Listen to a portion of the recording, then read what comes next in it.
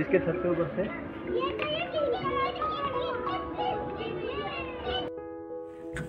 High everyone, welcome to Bapi Babli channel. आशा करছি সবাই ভালো আছেন, আমিও ভালো আছি। সবাইকে হ্যাপি মকর সংক্রান্তি। আর আমি যে এই যে দেখুন এখানে নারকেল রেখেছি, পিঠে বানানোর জন্য রেখেছি। বাপিকে বললাম, ও ফেটিয়ে রেখে গেছে এখানে, এগুলো আমি এখন বানাবো পিঠে। আর এই যে দুধটা দেখছেন, এটা আমি ফেস প্যাক লাগাবো বলে। তো আজকে একটু আমি পিঠে বানাবো। তো চলুন জোজো ওর পাপা সবাই ওপরে গিয়ে দেখি। হ্যাঁ হ্যাঁ, ও তো ভেঙে দিল, भेंगे दिए थे। मुझे पता नहीं क्या बोलते हैं पीठा। अच्छा जानते हैं, अभी शुरू हो रहा है। अभी तक मैंने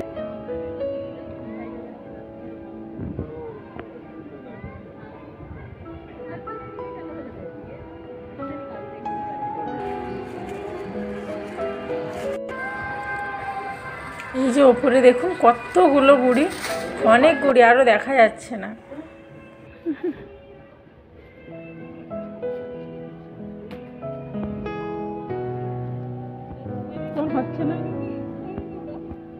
सुबह ये बाप बेटे दोनों आए थे, लेकिन इतना धूप है, बाबा रे बहुत धूप।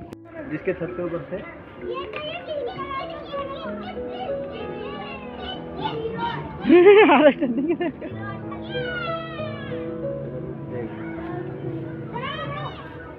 आठ घंटा लोग कोशिश कर। सुंदर लगे, उड़ी उड़ी जाए बोले क्या এইটা পড়তো।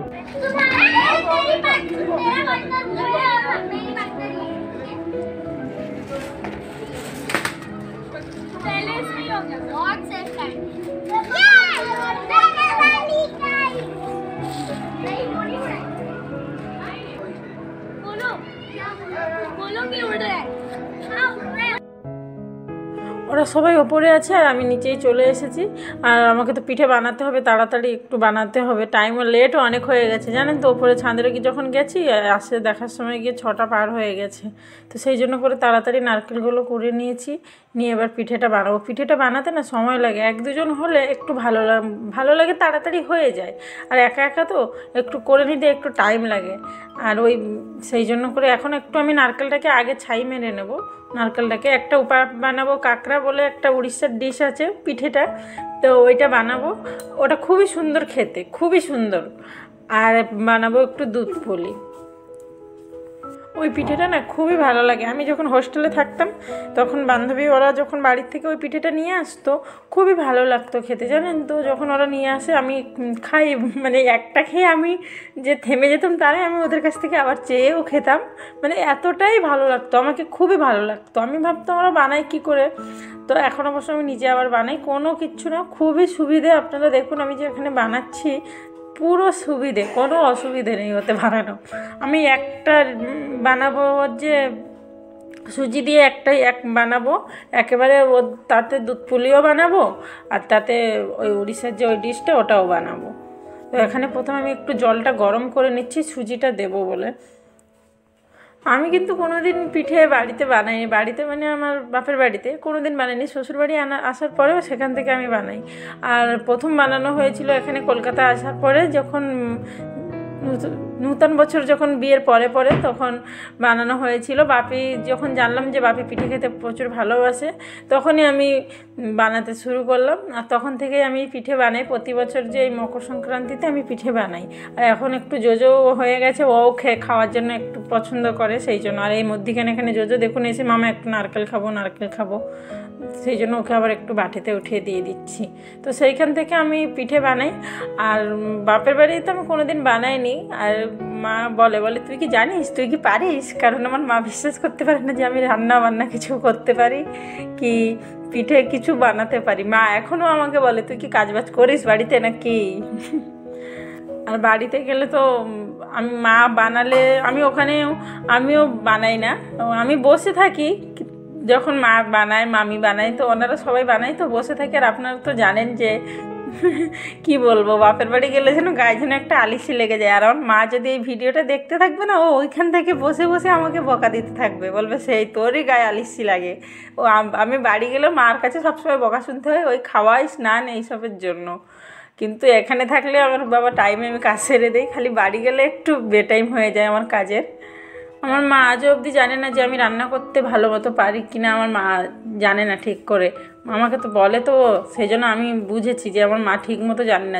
যখন বলে মাম্মা এটা করেছিল, ওটা করেছিল, রান্না করেছিল, তখন বলে তাই, তাহলে তোমার মামাকে একটু আমাদের বাড়ি এসে করতে বলবে। তো সত্যি বলতে না, বাপের বাড়ি যাওয়ার জন্য একটা মজাই আলাদা। আর বাপের বাড়ি যখন আমি চলে যাই তখন বাপি তো আমাকে বলবে তোমার তো এখন ডানা লেগে গেছে, মানে তুমি পুরনো রূপে ফিরে এসেছো।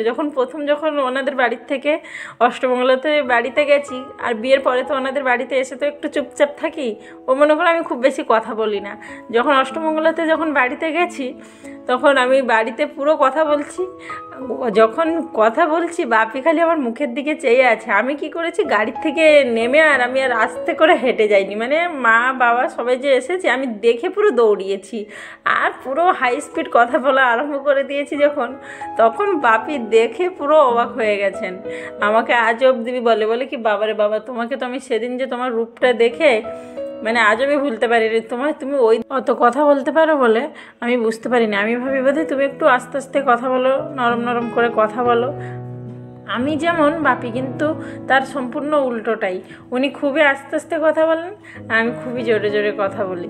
আর ওনার এখন উনি খুবই একটু কথা বলছে। আমি যখন বিয়ের পরে এসে দেখেছি তো ওনার কথা অনেকটাই কম বলেন। উনি কথা অনেকটাই কম বলেন। আমি তো পুরো বোর হয়ে যেতাম। আমি বলি এই লোকটা কথা বলে না কি, এখন একটু দেখছি আস্তে আস্তে অনেকটাই কথা বলছেন। আমি তখন এত কথা বলতাম, উনি আমাকে মানে বলবে কি তুমি এত কথা বলতে পারো, তোমার মুখ ব্যথা হয় না, সারাদিন বক বক বক বক করো তুমি। আমি বলি না, আমার মুখ ব্যথা হয় না।